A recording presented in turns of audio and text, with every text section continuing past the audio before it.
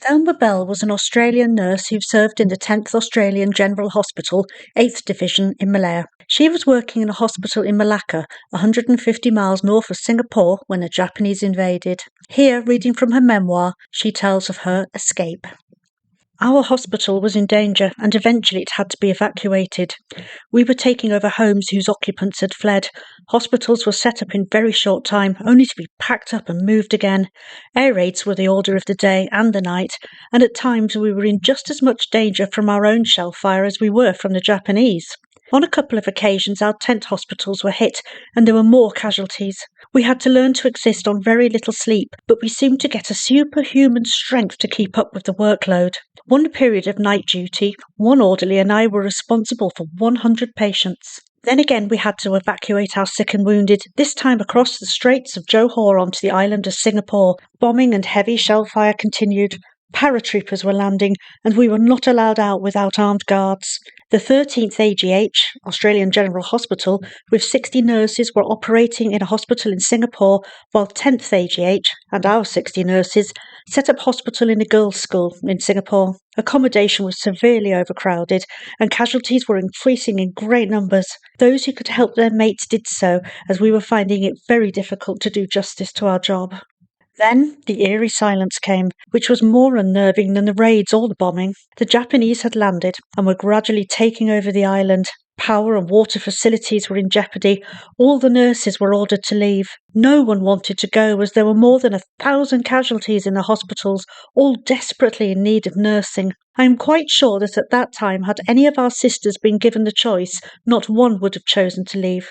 We were there with a job to do, but word came through that we all had to leave, and that was it. The Japanese had done atrocious things up north in the hospitals and could do the same in Singapore. Nevertheless, we were broken-hearted that we had to go. On February the 11th, 6 of us were given the task of evacuating 450 wounded. We were sisters Eileen Irving, charge sister, Veronica Dwyer, V. Haig, Ivor Craig, Molly Campbell, and myself. Sister Mittelhauser and I were working on the same ward that morning, and Matron Pasha left it to the two of us to decide which one would go. We tossed a coin. I won, and went with my friend Molly Campbell.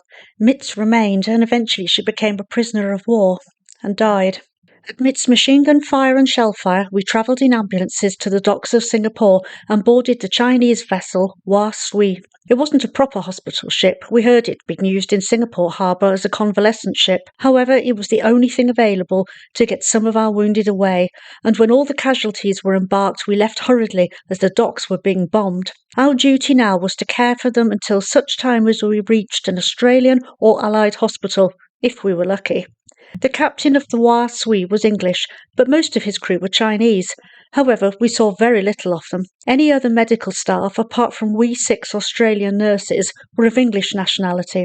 Also taken on board were women and children who had stayed on in Singapore, despite orders issued many weeks previously to evacuate the island. And they brought with them their trunks, suitcases, even golf sticks. Had they obeyed those orders, we would have been able to take a further 100 or so wounded men. Being such a small ship, conditions were very cramped, and in this makeshift hospital it was no easy task for 6 nurses to care for these patients 24 hours a day. The civilians were mostly in panic, and when asked for help, it was not forthcoming. They wouldn't even bring a dish of water to the patients.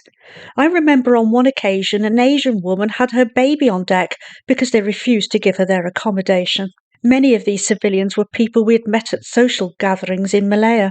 Medical supplies and pain-killing drugs seemed to be plentiful, as well as Red Cross food and drinks, yet they were severely rationed for the relief and comfort of the patients. There were continual disputes between we sisters and the medical staff to have our requests granted, and sometimes we used our own discretion and administered, without their permission, drugs, etc. We grew very tired of hearing such remarks as, "If England can take it, why can't the Australians?" It was common knowledge that civilians, including medical staff, partook of medical supplies and drinks, whereas our patients were given tinned and the plainest of food. The majority of them were too ill to take that sort of nourishment. Conditions on the vessel were appalling and suffering was horrific.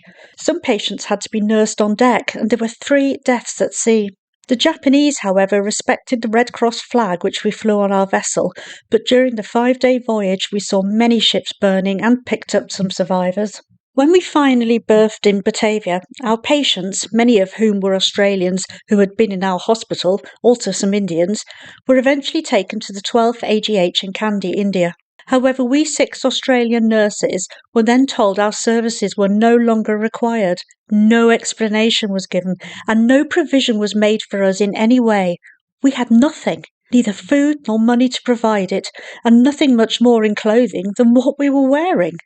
Our possessions were few, we had nowhere to go, and we were very angry. We felt we were put off that ship because we had caused trouble to them when we tried to do our job in caring for our patients, and we stood up for them.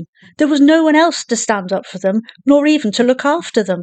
After being abandoned in Batavia, we found ourselves in an evacuee camp, and we gave our services to the Dutch nuns helping there. We were, however, very apprehensive of our fate as the Japanese were infiltrating into Java, and we were again experiencing air raids and bombing. As the war news was very depressing, we tried many avenues to get a berth out of Java, but without success. We approached the Navy when HMAS Perth was there, and also tried the Air Force, but we were not their responsibility.